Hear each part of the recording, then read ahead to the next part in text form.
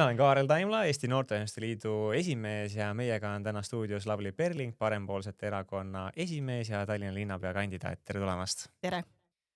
Augustis kirjutati ERR-is, et kolite siis Tallinnasse. Kas kolis ainult sissekirjutus?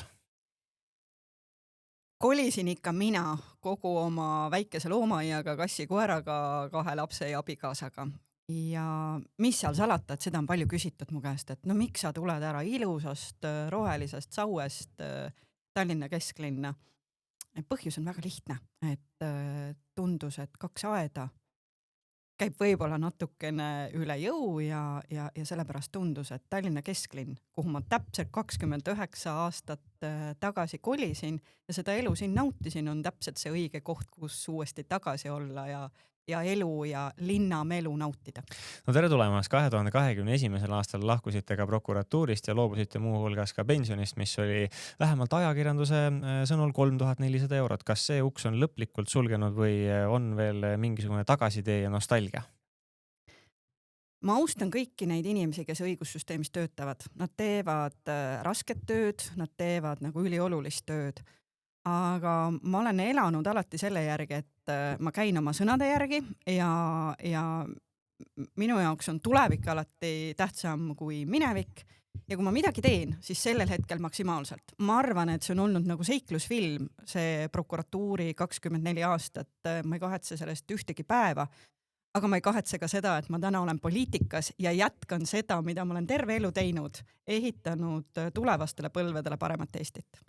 Mihhail Kõlvart jäi vahepeal tööst ilma ja võttis ennast isegi töötuna arvele. No ma usun, et teie vist ka esimehena ei saa palka erakonna juhtimise eest. Millega te leiba teenite? Juristi tööga. Ma olen ilmselt Eesti kõige kõrgem õigusekspert nii Ukrainas kui Moldovas ja ma olen sealsete kontrollikomisjonide liige ehk 1 3 rahvusvahelisest eksperdist. Sellel ei ole Eesti riigiga mingit seost, see on mina kui sõltumatu õigusekspert. Minu kolleegid Ukrainas on britt ja ameeriklane, minu kolleegid Moldovas on hollandlane ja ameeriklane.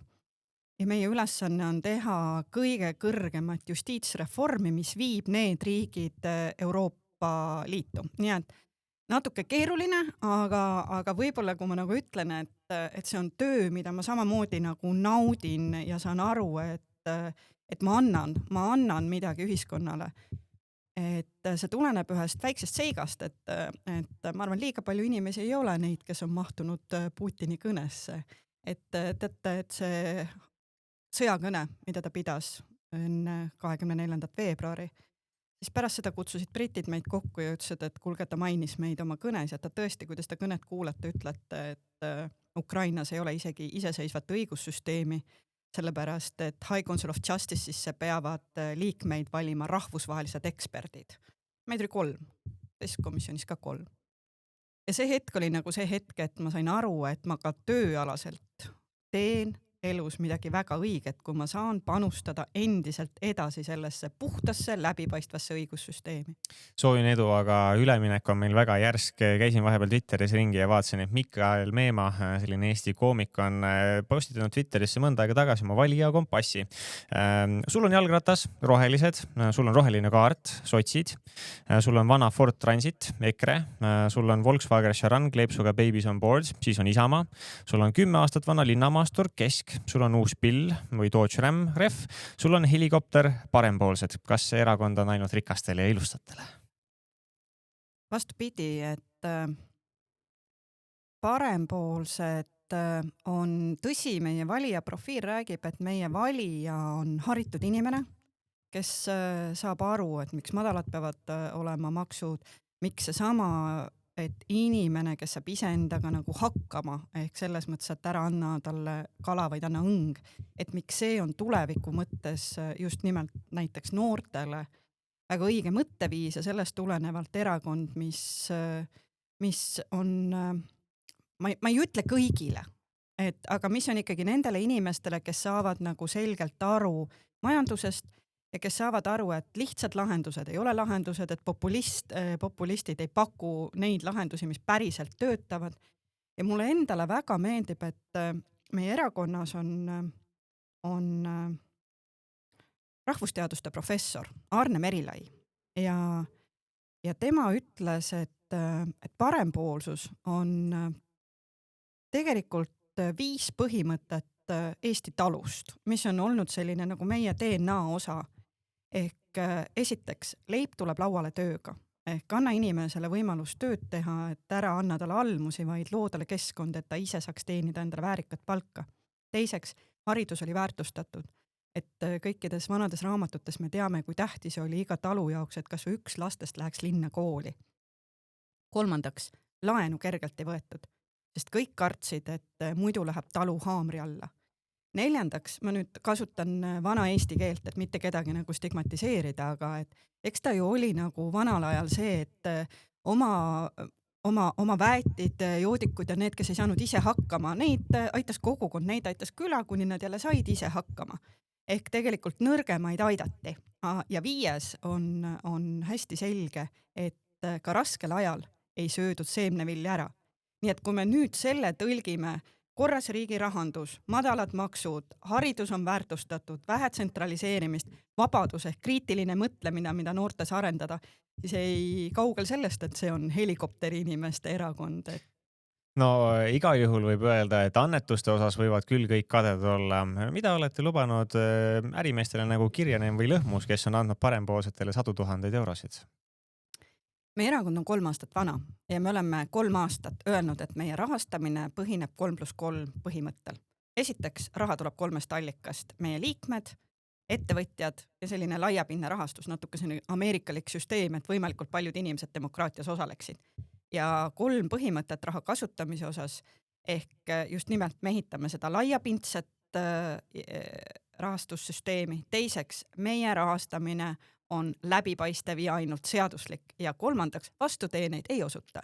Ja kui me nüüd nendest 3 põhimõttest plus 3 põhimõttest lähtume, siis vastus küsimusel on see, et oleme lubanud jääda iseendaks ja ehitada seda maailmavaatelist erakonda, millesse me ise usume. Ja kui ma nüüd pean ütlema, siis vaatan otsa kõikidele Eesti inimestele ja ütlen oma erakonna liikmetele müts maha.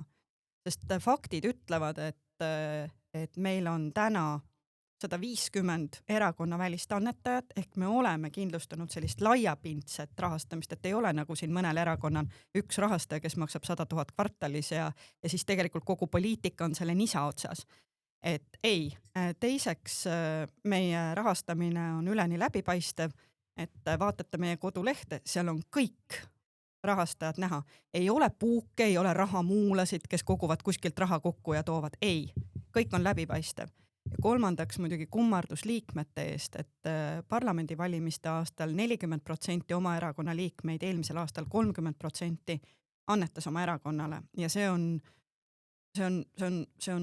suur väärtus, sest erakonna liikmed tunnevad, et see on nende koduerakond. Ja kokkuvõttes me oleme 3 aastaga toonud eraraha 1,6 miljonit erakonda.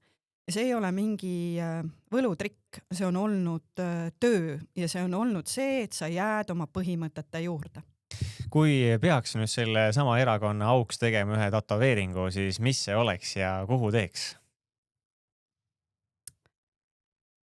See on nüüd see küsimus, kus ma nagu jään nagu kohmetuks, sellepärast, et ma pean tunnistama. Mul on lihtne küsida. noortele oma peres, et kui nemad ka nüüd kuulevad, siis nad mõtlevad, et kas nüüd ema räägib sama juttu. Ma olen öelnud, ärge tehke neid, ma kõigiga ei ole saavutanud seda, aga see selleks. Ma arvan, ma endale ikkagi ei teeks tatoveeringut, aga kui ma peaks mõnele noorele parempoolsele inimesele soovima, siis ma arvan, et sümbol, mis väljendab vabadust. Kui raske on koos hoida erakonda, mis on majanduslikult parempoolne, ent sotsiaalsetel teemadel on inimesed tundub nagu pigem kahte lehte? Siiski mitte, et kui te vaatate ka varasematel aastatel tehtud selliseid kompasse, ehk mis kõnelevad meie liikmetest ja ma usun, et need natukene peegeldavad ka seda meie valijat, siis teljel vasak-parem on meie inimesed ikkagi väga selgelt parempoolsed inimesed. Ja nüüd seal teljel konservatiivsus, liberaalsus, et ma seda nagu debatti isegi väga ei avaks, sest need on mõisted, mis on muutunud ajas ja ruumis ja sinna kedagi paigutada on väga keeruline. aga et seal meie inimesed on jah, ütleme, võib-olla mitte kõik täpselt ühes punktis, vaid natuke rohkem laiali. Aga et ma arvan, et meie probleem ei ole kindlasti see, et me sotsiaalteemadest saaksime teistmoodi aru, vastupidi. Nii et ei ole raske. Sihitatud toetused, see on ju parempoolsus, et anname abi nendele, kes tõesti vajavad, ehk minu lihtne näide minu enda kodust on see, et ma alati ütlen, et kui minu aia tagant jalutas mööda ema, kes lükkas ratastooli last, siis teda on vaja aidata, seda ema on vaja aidata, et ta saaks tööl käia, kui ta tahab käia sellest keskkonnast välja, seda last on vaja aidata, et ta kasvaks ja ta tunneks ka, et ta on Eesti ühiskonna osa, aga mitte laiali jagada toetusi kõikidele sellisele erarajooni piirkonna inimestele, kes tegelikult saavad ise hakkama, et me riigina raiskame raha ära ja parempoolsuse hulka kuulub väga selgelt heategevus. Et ma väidan, et see, et iga inimese sellise inimeseks olemise hügieeni osa on aidata nõrgemaid, aidata neid, kes on hädas, see ongi parempoolne. Lihtsalt vahel tekivad müüdid, et parempoolsed, kes ei taha toetusi anda, kes ütlevad, et kokku tuleb hoida, kes ütlevad, et kärpida tuleb, et nad ei hooli inimestest, me ütleme vastupidi. Me ütlemegi, et rohkem tuleb aidata neid, kes päriselt abi vajavad ja Eesti riiki on võimalik üles ehitada nii, et selline isiklik riigi tugi kuskil Võrumaa külje all üksikemal, kes kasvatab puudega last, on tagatud nii võimsalt, et tema tunneb ennast ka, et ta saab elada väärikat elu. Kuivõrd radikaalseks muidu võivad teie erakonnas need mõtted minna? Üks selline seik, mida ma lihtsalt kohtasin, kui vahepeal interneti avaruses ringi käisin, siis üks noortekogu juht kirjutas, praegusest küllusliku tsivilisatsiooni hävinguni viivast finantssüsteemist on vaja lihtsalt selle kontrollijatega konsulteerimata mingil moel välja asuda. Ja tema pakkus siin asenduseks siis Bitcoini. Kas see on ühe inimese uitmõte või pigem midagi sellist, mida on veel kohatud? Ma arvan, et iga liige võib olla täpselt nii radikaalne, kui ta tahab olla, kui ta kellelegi sellega haiget ei tee, et see on ju selline vabaduse vastutuse kontseptsiooni loogika. Teiseks meie, kes me oleme väga selgelt sõnavabaduse usku, ütlemegi, et loomulikult võib igaüks arvata, mis ta tahab, et ma kordangi, et vabadus on ju tegelikult siuke parempoolsuse tuum. Nüüd teine küsimus on see, et igaüks võib arvata, mida ta tahab erakonnas. Aga erakonna sees muidugi on selline demokraatlikud protsessid läbi, mille kujunevad välja erakonna seisukohad. Aga kuna jutt oli noortest, siis mina küll julgen öelda, et mina alati parempoolsetele noortele ütlengi, et teie mitte ei või, vaid te peategi olema nagu kõige paremas mõttes need natukene radikaalsemad. Sellepärast, et need panevad kuulama, mõtlema ja võib-olla ka sellist vanemat generatsiooni, kes on harjunud juba oma vaos kulgema, nagu sealt vaost välja tulema ja mõtlema, et ahaa, nii saab ka mõelda. Millal sa ennast viimati guugeldasid? Ma ei tea, kas mina ise olen guugeldanud, ma tean, et jälle taaskord perenoored vahel suvepuhkusel on nagu sellega nagu nalja teinud, ChatGPT käest küsimusi küsinud. Aga kas nad siis avaldasid ka, mis võiks olla selline kõige lõbusam, humoorikam või hoopis piinlikum asi, mis tuleb sinust välja, kui sind guugeldada? Ei, võt niimoodi me ei ole rääkinud isegi. Aga ma nüüd kuulan huviga. No sa pead minema küsima, mul ei ole midagi nii head pakkuda. Mulle pakkus lihtsalt üks Instagrami reel nalja, kus te käisite nii-öelda siis naljaga kohtingul ja hakkasite inimesele rääkima vabadusest ja vastutusest ja siis teist kohtingut ei tulnudki. Et see on see asi, mis mulle silma hakkas. Ahaa, jaa, väga tore. Mis on nendel KOV-valimistel parempoolsete jaoks kõige olulisemad teemad? Tugevad kohalikud omavalitsused, kuna parempoolsed on need, kes räägivad ja lähevad ka teele selle sõnumiga vähem makse, rohkem vabadust. Ta alati võib küsida, et oot, meil on kohalikud valimised, et mis sa siin maksudest räägid. Selle vastu ma alati ütlen, et tavaliselt need, kes seda juttu hakkavad rääkima, on need poliitilised jõud, kes selle maksutralliga meid vaesusesse on viinud.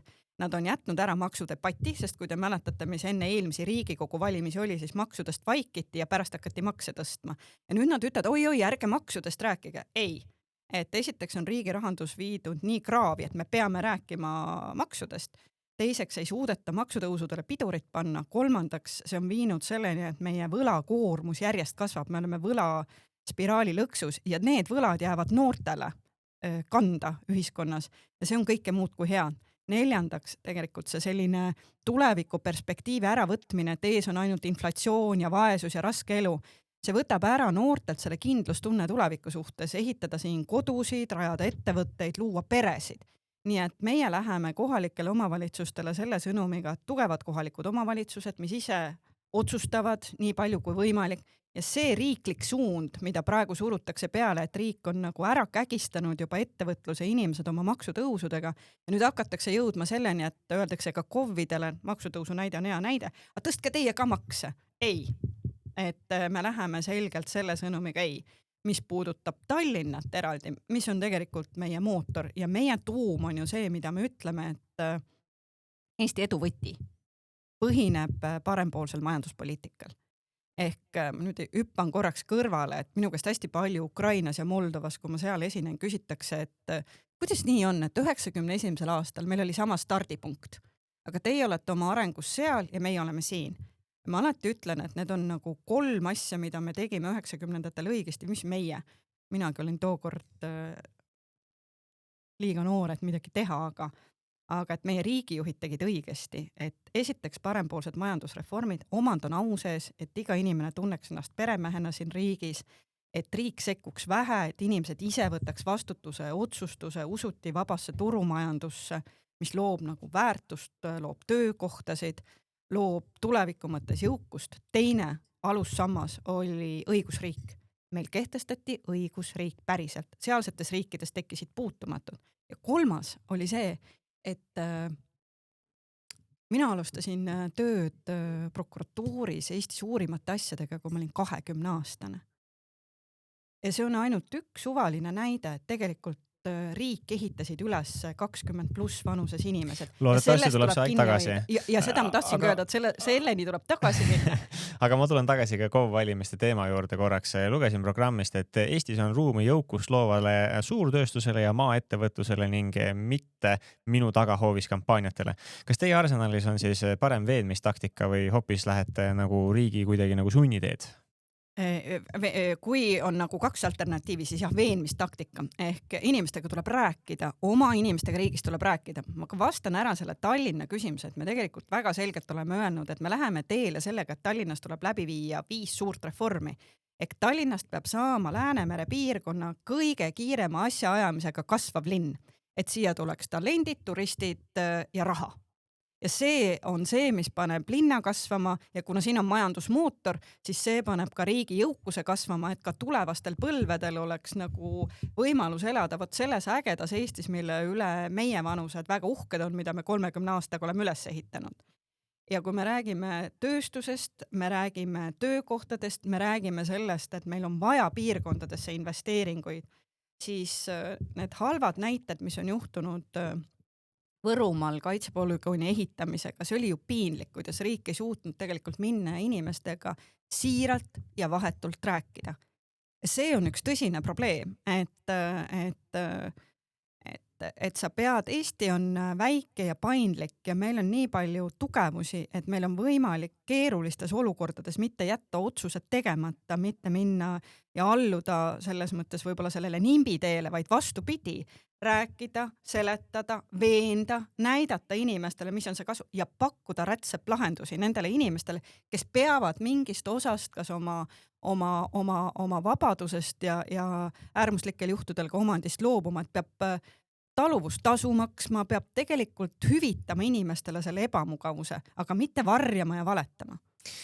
Kui sa peaksid nüüd minema matkale ühe erakonnakaaslasega, siis kellega? Ma ei võtaks ühte, ma võtaks ikka rohkem kaasa, sest minu meeskonnas... Aga ei, nüüd peab ikka ühe valima, et... Ma ei vali ühte sellepärast, et minu meeskonnas on minust targemad, tugevamad ja tublimad ja ma seda kahtlustan... Seda on hea meel kuulda. Absoluutselt, ma arvan, et kui ma mõtlen, et mul on 3 aseesimeest, Kiisler, Vanaselja ja Kadri Kulman Tartu poole peal. Ma võtaks nad ikka kõik kaasa. Mis tugevused neil siis on? Et siis me vähemalt saame aru, et millega me opereerime, et kellest millisel juhul abi on, eriti just metsas?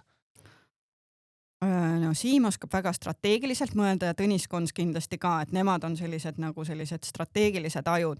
ehk Kristjan Vanaseljal on meeletult äge energia midagi ehitada ja Kadri Kulmanil on kogemus, sest noh, olgem ausad, naine, kes on üles ehitanud Baltimaade suurima veterinaariatoodete firma, tal peab olema tarkust ja kogemust. Nii et ma ikkagi ei veenaks seda reisikorraldajat, mitte ei alluks reeglitele ja võtaks nad ikka kõik kaasa. No teie loosung on ka, et rohkem vabadust ja sinna kõrvale käib ka muidugi vähem makse. Kõlab hästi, aga riigieelarve on defitsiidis ja võlakoormus ulatub meil varsti juba 25%-ni, et kus see tasakaal tuleb ilma lisavahenditeta? 3 väga selget põhimõtet. Punkt 1, kõigepealt tuleb riigi kulud külmutada. Ja selle külmutamisele lisaks sotsiaalkulud, pensionid tuleb lahti indekseerida, et panna nad stopile, et see on see esimene pool täna. Ja kui me nagu räägime, teine pool on see, et tänane, me muidu toetame seda tulumaksuküüru sellist, et see kaoks, aga tänases eelarve seisus tuleks see edasi lükata, kuni riigi rahandus on kolmas. Ja kolmas suund on nüüd see, et väga selgelt kiiresti tuleb hakata ellu viima suuri reforme, neid, mis puudutavad tervishoiu rahastust, neid, mis puudutavad haridust. Aga läheme nüüd sinna esimese punkti juurde tagasi, sest see on see otsus, mis tuleks kohe ära teha. Kõlab natuke nagu see Javier Milei, et asjad välja ja... Jah, alguses tundus üks veider mees, kes räägib veidrat juttu, kui te täna vaatate, mis ta on teinud Argentiina majandusega, kuidas ta on selle toonud nagu ikkagi muda august välja, siis lahendused töötasid, meeldib meile see või mitte. Tundub, et sul on väga konkreetsed vastused, nii et ma julgen küsida ka, aga mis on need asjad, mida tasuks sulgeda, mida tasuks kärpida või vähendada, et kas selle peale olete mõelnud? Ma kõigepealt ütlen ühe suurte numbrimaagiat loo räägin lahti. Esiteks, riigieelarve on kasvanud aastas 1 miljard eurot. Kui me 2019 ütlesime, et külmutame kõik ära, siis tegelikult selle ajaga oleks üle 4 miljardi riik saanud kokku hoida. Ehk ikkagi see poliitiline otsus kõik kulud külmutada. Me räägime pensionitest, me ju ei räägi inimestele, et pensionid peavad vähenema, vastupidi, me räägime, et head inimesed, et teile lubatakse erakorralist pensionitõusu, aga kui inflatsioon jätkab kasvu, siis aasta-2 pärast te piima ja leiba saate poest vähem oma pensioni eest osta.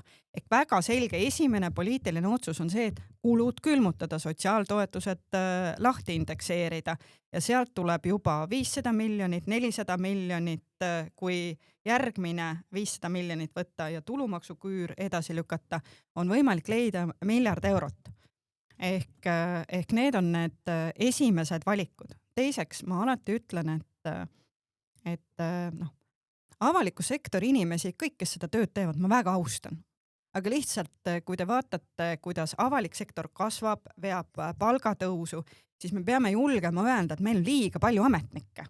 Et me saaksime hakkama märksa väiksemaga, aga ka see üksi ei aita. Me peame otsa vaatama haridusele ja tervise kuludele. Seal me räägimegi sellelt, et me peame julgema rääkida sellest, et vananeva rahvastikuga ja Eestis pigem väheneva rahvastikuga tingimustes see süsteem ei ole jätkusuutlik. Selleks, et arstiabi kättesaadavus jääks alles, me peame suurendama oma osalust inimestel tervishoius. Samamoodi tasuta kõrgharidus ei ole jätkusuutlik. Muideks, osaliselt tasuline kõrgharidus on meie noorte poolt välja käidud idee, mis on jõudnud parempaalsete. Kas osaliselt tasuline tähendab siis, et bakalaureus on tasuta ja magister enam mitte? Mida see teie jaoks tähendab? Me peame vaatama seal natuke numbritele otsa. Seal on erinevad süsteemid. Alustame sellest, et mis on asja mõte. Asja mõte ja eesmärk on ju see, et kõik Eestis kõrgharidust omandavad noored saaksid väga konkurentsivõimelise hariduse. Teiseks on oluline, et haridusele juurdepääs ei sõltuks kuidagi tema sellisest sotsiaalsest päritolust, see oleks kõigile siiski kättesaadav Eestis. Kui me täna räägime, need inimesed, kes on oma lapsi saatnud teise linna kooli, need teavad, et kõige suurem probleem on teises linnas elamine. Mitte tegelikult õppemaks, millest me räägime, et teatud erialad peavad jääma tasuta, see on selge. Siis on kindlasti meie talendid, kellele peab jääma kõrgharidus tasuta. Kolmandaks on kindlasti see sama mingisugune riiklik tellimus, mis peab jääma tasuta, aga siis on nagu ikkagi rida selliseid suundi, ma ei tea, olgu majandused, juurad, need, kus tulevad hästi kiiresti pigem nagu need, kes võtavad ennast kätte ja nagu tahavad, leiavad nagu ka sellise tööturu head võimalused, et neil tekib võimalus võtta õppelaenu, maksta ära see õppemaks, elada, mitte nii, et nad peavad kas vanemate kulule, nad õpivad hästi kiiresti vastutama. Et seal süsteemis on mitu erinevat kihti, et me alati ütleme, et see osaliselt tasuline käib alati koos sellega, et riik ikkagi valmistab ka ette selle õppemaksude stipendiumite No süsteemi. osaliselt tähendaks muidugi see, et ta maksab osaliselt mingisuguse kulu oma nii-öelda bakalaureusõppest, aga mina saan aru, et me pigem räägime mingitest õppeainetest, mis on kohustuslikult tasuta ja siis mingisugused, mille eest peab maksma, et kõlab natuke erinevalt. Ei, me räägime tegelikult ka jah, meie ei ole nagu pannud niimoodi paika, et bakalaureus ja magister, vaid pigem just peab vaatama nagu erialade kaupa ja miks jälle, et sellepärast, et me peame vaatama ka tööturgu, et me peame vaatama tööturgu selle vaatega, et esiteks seesama tasuline, et täna on rääkinud absurdseid asju, et on ettevõtjad, kes ütlevad, et neil on nii vaja mingeid insenere, nad oleks valmis maksma ülikoolidele, et heas mõttes neid toodetakse. Aga ülikoolid, meil on tasuta kõrgharidus, me ei tohi raha võtta. No kuulge. Aga kas see on siis projekt, mis on raha kokkuhoiu projekt või pigem see, et meil on vaja rohkem paremaid spetsialiste? Mulle jääb praegu arusaamatuks. Selle eesmärk ei ole ei üks ega teine, selle eesmärk on kõrghariduse kvaliteet ja juurdepääs Eesti noortele ja sellega, et see oleks selline, on vaja tõsta kvaliteeti, selleks, et tõsta kvaliteeti on vaja õppejõududele korralikku palka maksta, süsteemi ehitada, selleks on süsteemi raha vaja. Niimoodi, et eesmärk on ikkagi nagu maailma parim või vähemasti maailma konkurentsivõimeline kõrgharidus. Ja see, et ta on nagu osaliselt tasuline, ei ole mitte mingi eesmärk, vaid see on karm paratamatus. Selge, aga väga hästi saamegi liikuda noorte teemadel vaikselt edasi. Midagi pole parata, kui vaatame meedias ringi, tihtipeale ikkagi noori käsitletakse pigem nagu negatiivses alatoonis. Loen ette ühe kommentaari ja siis palun ka teie mõtteid sellel teemal. Ma ennem jätan hääletamata, kui et sellised noorbroilerid, et neid valima lähen tolkame, et minu häält näete nendel valimistel sama palju kui oma kõrvu. Mis tundeid tekitab? Tõsine teema, mis puudutab noorte osalemisdemokraatias ja noorte valimas käimise protsenti ja nii edasi. Teiseks, see on kurb sellepärast, et sellel noorel inimesel see tunne ju millegi pärast on tekkinud. Ehk need tunded on, aga ma olen alati öelnud, et ükskõik kus ma töötanud olen, et siis mu südametunnistus selles mõttes on alati puhas olnud, et ma olen ju olnud tippjuht ja vedanud suuri protsesse ja ma olen alati töötanud selle mõtteviisiga, et kus iganes ma olen pidanud juhtimisvastutuse võtma esimesest päevast peale, ma mõtlen ja vaatan ringi nende noorte peale, kes võiks olla minu järglased ja teine on nagu see, et noortele tuleb nagu panustada päriselt, neile tuleb anda nagu vastutust, neile tuleb anda vabadust, neile tuleb anda võimalusi, nendega tuleb riskida, anda neile selles mõttes ka võimalus eksida teinekord. Aga et ma alati ütlen ja küsin teinekord oma vanuste seas, kes ütlevad, ei tea, kas noor on ja ei tea, kas on juba valmis. Ma küsin alati, et aga kelle käest te muidu nõu küsite, kui te digiasjades hätta jääte? Noorte käest. Aga see on ju tulevik. Nii et see on ainult üks näide. Aga ma ikkagi loodan, et see noor inimene mõtleb ümber, aga ülejäänutel on kindlasti tarvis mõelda, et kuidas noortega jutu peale saada, et kuidas neid veenda selles, et osalemine ühiskonnas on ikkagi nagu ülioluline ja nad ju läbi selle ehitavad iseendale nagu tulevikku. Seda küsin ka kohe sinu käest, aga enne veel selline kiire kas-küsimuste mäng. Vali siis üks või teine. Kui tuleb välja, kas nimed marmortahvlil või mandariinid? Nimed marmortahvlil. Kas Reformierakond või Eesti 200? Ei kumbki. Kas kino või teater? Teater. Kas lepp või tamm? Lepp. Kas presidendi otsevalimised või presidendi valimised Riigikogus?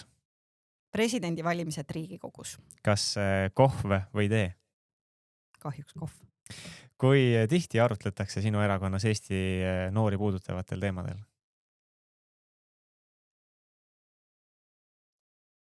Iga teema puudutab ju noori ja mitte, et me lihtsalt ei aruta, vaid et ma ei räägi siin ainult noorte saates sõnadest noored. ja noortest. Meil on väga selgelt noored otsustusprotsessidega pardal. Meie noortejuht on juhatuse laua taga, meie noortejuht on juhatuse listides, meie noortejuht on alati nende erakonna tippotsuste juures. Ja ma arvan, et see fakt kõneleb iseenda eest. Kui hästi või halvasti läheb praegu keskmisel Eesti noorel?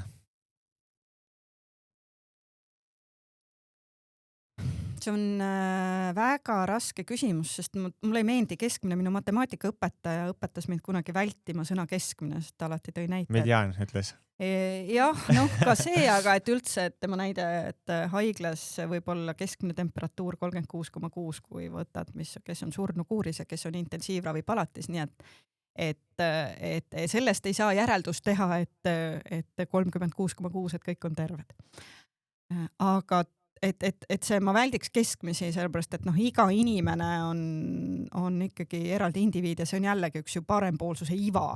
No aga mingi üldistuse ehk julgeme ikka teha. Ma arvan, et raske on, aga noortel on alati raske ja see, kui ma räägin oma koduste noortega, loomulikult ma kuulen argumente, et kuidagi teil oli lihtsam, et kõik töökohad ei olnud võetud ja ise sai ehitada ja vabadust oli rohkem ja nii edasi.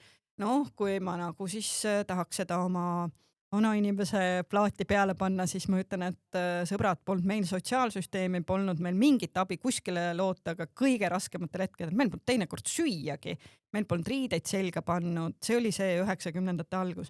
Et ma ei läheks sellesse, et see aja mõttes, et kas on raskem. Ma arvan, et aga räägime siis lihtsalt võib-olla tööst. Sinna suunas me juba liikumas olime. Mis oli sinu esimene töökoht? Minu esimene töökoht oli enne kooli aiandis tikrite korjamine, mis õpetas mulle väärtustama noorte tööd terveks eluks. Kui vana sa olid? Ma olin 6-aastane ja ma läksin kaasa oma sõbrannadega ja ma mäletan, meile anti äärepõõsad ja äärepõõsastelt tikrite korjamine oli väga karm. Meie käed olid väga katki, aga ma tegin seda selleks, et mu unistus oli saada turu aknal näha olnud kokkupandav jalgratas. Ma ei saanud seda kunagi, aga see oli minu esimene töö, mille eest ma sain raha.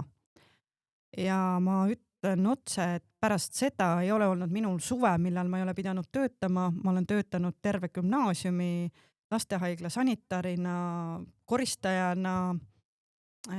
Ma olen töötanud lastelaagrites,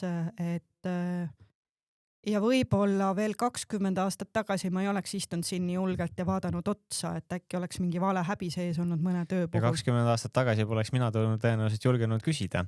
Aga ütleme niimoodi, et teie olete see inimene, kelle karjäär 20-aastasena oli juba tõesti rohkem kui 10 aastat kestnud. Räägime tööst. Tõepoolest, Eestis noorte töötuse määr on praegu tohutult kõrgem kui Euroopas, ükskõik mujal, isegi Hispaanias 25% ja üle 10 000 noore. Mis läbikukkumine meil on juhtunud, et meil saab nii hullusti asi olla?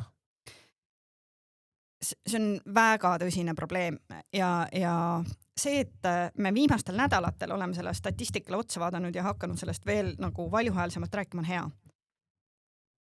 Ma arvan, et seal on nüüd palju asju koos. Haridussüsteem, et need on ju ei ole toetanud see haridussüsteem siis sellise hariduse saamist, mis annaks teadmised, oskused ise elus hakkama saada ja ka selle emotsionaalse kindlustunde, et leida see töö ja töötada. Teiseks, meil on ilmselt pikka aega tegemata hariduses olulised otsused ja meie see haridus ja tööturg ei lange kokku. Kolmas, kui te vaatate statistikat, siis meeletu kadu viimastel aastatel oli koroona ajal poiste väljalangemine koolist. Et see on olnud, vaat siin on nüüd sotsiaalsüsteemi teema, et selle läbikukkumine, kui see juba oli juhtunud. Koolikohustusiga muidugi tõsteti. Jaa, aga see ei ole lahendus, et ma ütlen alati, et ega siis ma olen jurist, aga teate, ma ei usu regulatsioonidesse, ma usun inimesse ja ma usun sellesse mõistuse häälde. Inimene ise teeb alati paremad otsused. Nendel noortel on mitte seadust vaja, vaid seda teist inimest vaja, kes nad aitab nendelt rasketelt etappidelt üle. Ja see on meil puudu. Ja see on tegelikult ka haridusministeeriumi ja täna see haridusministeeriumi suund olnud kogu aeg reguleerida, ma ei tea, alates mobiiltelefonides, lõpetades tundide kellaaegadega, no pseudoteemad, õpetajate karjäärimudelid. Kuulge, me peame mõtlema nende noorte peale, et need, kes koolis käivad, saaksid selle hariduse, et ma kordan, neil on teadmised, neil on oskused ise hakkama saada, neil on emotsionaalne kindlus ja kui me nende teemadega tegeleme haridussüsteemis, siis nad ei kuku välja ja kui keegi hakkab kukkuma, siis jällegi me anname selle nagu õnge, et see noor ei kukuks välja. Mis töökohti puudutab, siis see on ju järgmine teema. Et kui te nagu vaatate kogu selle viimaste aastate maksutõusude teema, mis on pannud meeletu surve peale just nimelt ettevõtlusele, siis see ongi karm, et kui töökohtasid ei saa luua, siis ei ole noortel töökohtasid. Et seal on tänaseks juhtunud mitme halva teguri kokkusattumus.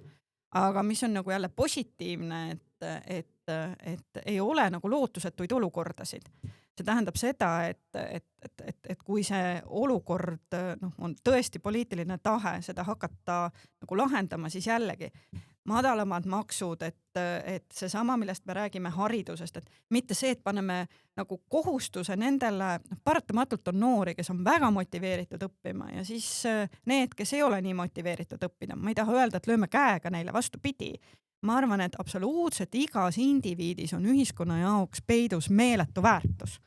Aga et ärme sunnime seda noormeest võib-olla või neidu, kes tahaks oma kätega midagi teha ja saaks imeliselt hakkama selle kutseharidusega, ärme sunnime teda aasta kauem koolis olema, kui ta võiks tõesti seda lisandväärtust nagu luua selle oma tööga ja ta jõuab selleni, et omandab ka siis selle hariduse ühel päeval. Vaatame, kuidas selle kutsehariduse reformiga läheb, mis praegusel hetkel käsil on, aga mina ütlen ühe märksõna ja teie reageerige siis nii lühikeselt kui võimalik. Eestikeelne haridus.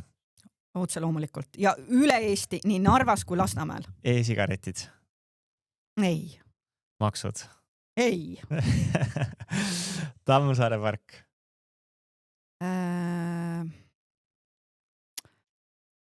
Ma jõun intervjuu alguse juurde tagasi ehk Tallinnasse kolides minu jaoks täiesti uus selline teadvustatud probleem Tallinna kesklinnas sellega tegeleda.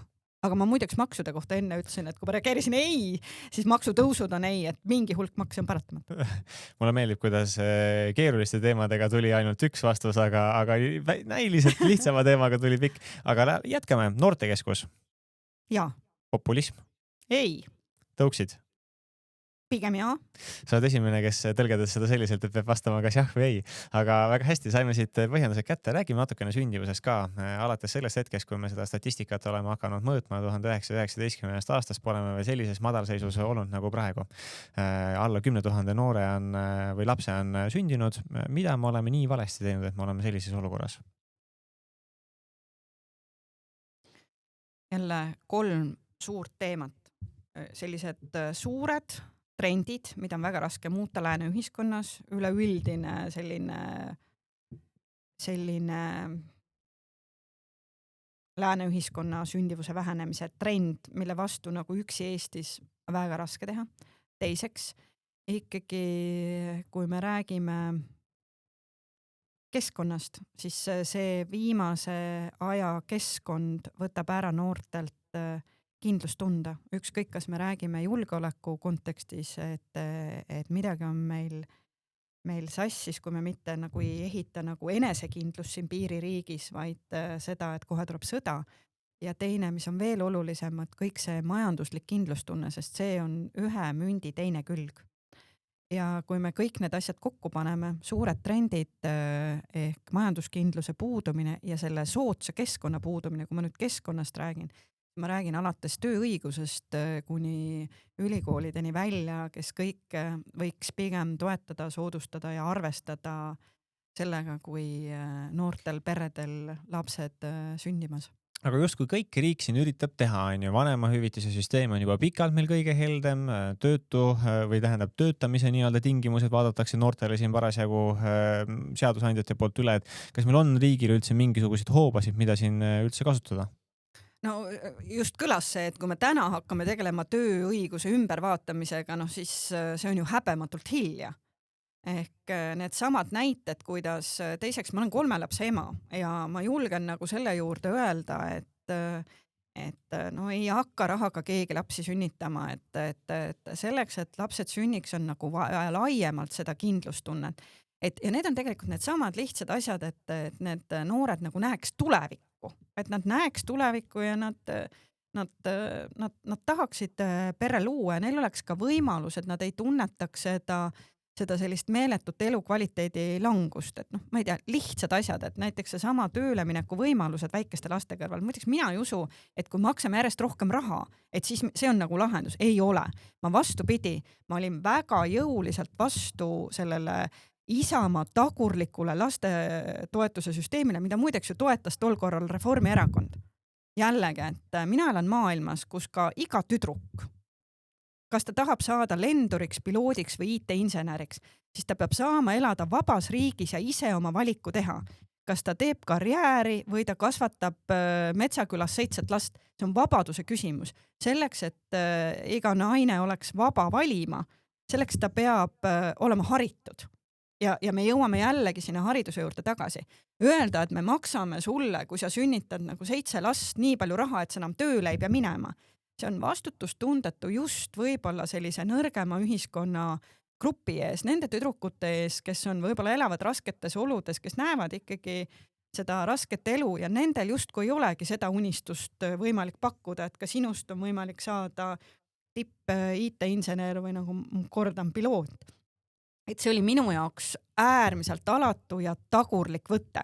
Et vastupidi, et loomulikult raha on ka vaja ja rahaliselt toetada noori peresid, aga ikkagi mitte selliste toetuste kaudu, vaid keskkondade kaudu, et neil oleks kindlustunnet, et neil on nagu lapsed, kuhu kas heas mõttes nagu jätta, on see mingi lastehoiuteenus, aga et nad saaksid jällegi jätkata nagu töörindel, et nad saaksid võib-olla seal tööõiguses täpselt, võib-olla hoopis tööandjatele tõesti ongi mingisugused võimalused, et näiteks nende poole ja 30% kohtadega mitte maksta täismakse, võt seal on nagu need mõttekohad. Aga mul on järjekordne sujuv üleminek. Millal te viimane kord ühistranspordiga sõitsite? Praegu tulin siia ühistranspordiga. Ja, väga hea küsida. Kui palju maksab Tallinnas kuupilet? Ma ei tea, sellepärast, et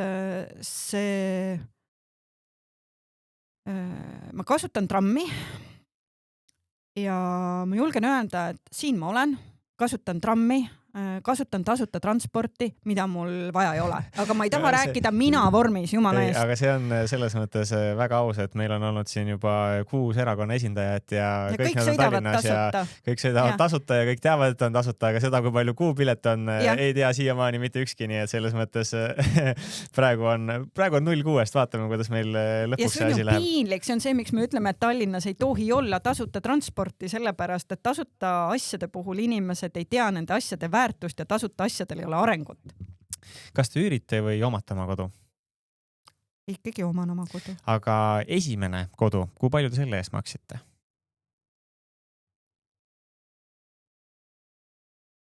No, esimene kodu on see, kus ma nagu sündinud olen, eks ju. No pigem see, mille eest teie siis nagu tasuma pidite. Ma ei mäleta enam, sellepärast, et ma vist olen ikkagi liiga vanaks jäänud. Pole hullu, ega me küsime ka konkreetse põhjusega. Mõned inimesed on öelnud, teised inimesed ei ole. Tagamõte on see, et kas noortel on võimalik üldse tänapäeval omale normaalset kodu soetada? Väga raske ja kui te jällegi nagu küsite, et mis me siin nagu hädaldame, et statistika ütleb, et 1 kuuga bürokraatia tõttu kasvab korteri hind 1%.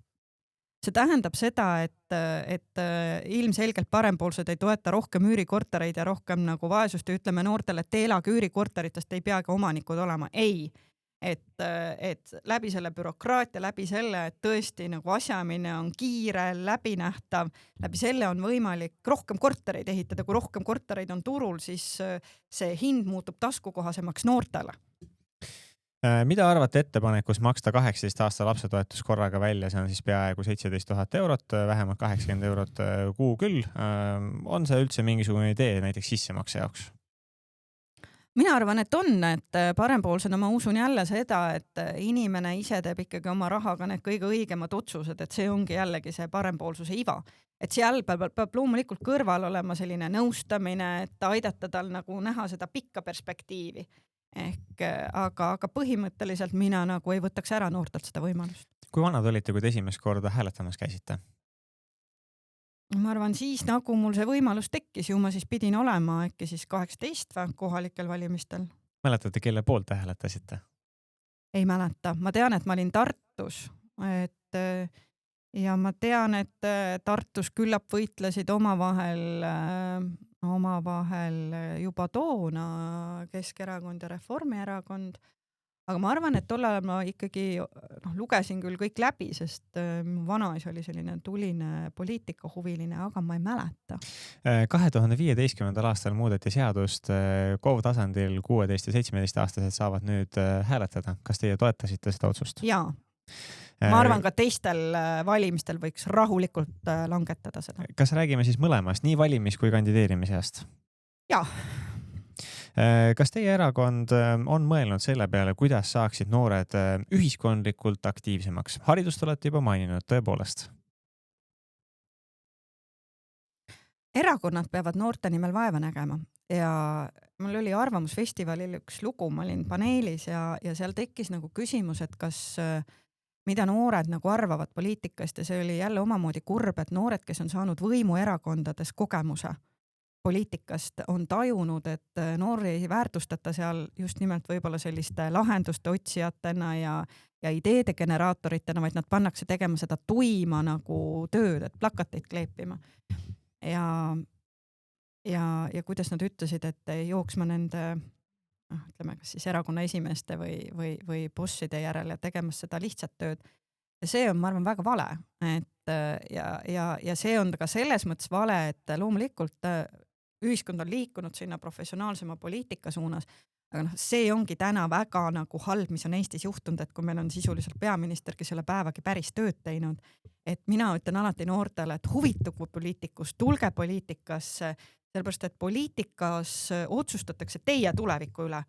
Aga ma teistpidi ütlen, et ehitage ka oma ettevõtteid, ehitage oma karjääri, tehke seda muud tööd ka, et kui te olete poliitikud, seda ma ütlen endale ja ütlen ka noortele, et te oleksite alati vabad otsustama, et teie nagu sissetulekud, teil oleks nagu see finantsvabadus, millega teil ei tekiks tunnet, et nagu, et poliitiline ametikoht on nagu kõik, mis teil on nagu vaja saada, et te unustate Eesti ära, et ei, poliitikas on kõige oluline see, et ma olen vaba otsustama, oma leiva ma saan ikka lauale, aga ma teen Eesti jaoks parimaid otsuseid vabalt oma maailmavaatest lähtudes.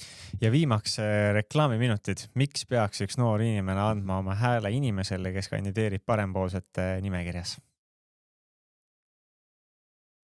Parempoolsed ehitavad ju tuleviku Eestit. See vähem makse, rohkem vabadust on see, mis noortele annab selle Eesti, mille üle uhke olla, kus oma jõukust kasvatada, kus tunda ennast hästi. Ehk ma olen ikka öelnud, et kui te panete silmad kinni ja mõtlete ennast 20 aastat edasi, et siis te leiate, ma loodan ennast kuskilt ilusalt Lõunamaa rannalt ja sirvite ühte ajakirja, kus räägitakse riigist, mis on Põhjamaa, aga seal ehitatakse tuleviku asju. Peakontorid jooksevad sinna tormi, haridus, mida sealt noortele antakse, on maailma üks parimaid. Rahvas on saanud sama jõukaks nagu taanlased ja kõige selle keskel on see maa ja rahvas osanud alles hoida oma keele, mida oskab võib-olla ainult veidi üle 1 miljoni inimese, aga põllu pealt saab ikka veel suhu panna vanaema mullaseid maasikaid, mis tähendab, et rahvas on jõukas ja alles on jäänud need, kes seda tööd teevad ja need, kes seda endale lubada saavad. Ja siis, kui te edasi vaatate seda ajakirja, siis te saate aru, et jutt käib Eestist. Nii et ma usun, et meil on selge pilt tuleviku Eestist, mida järeltulevastele põlvedele anda ja paremat põhjust parempoolsete poolt hääletada ju ei olegi. Tänud kuulamast ja vaatamast, aitäh tulemast stuudiosse, Lauri Perling. Aitäh!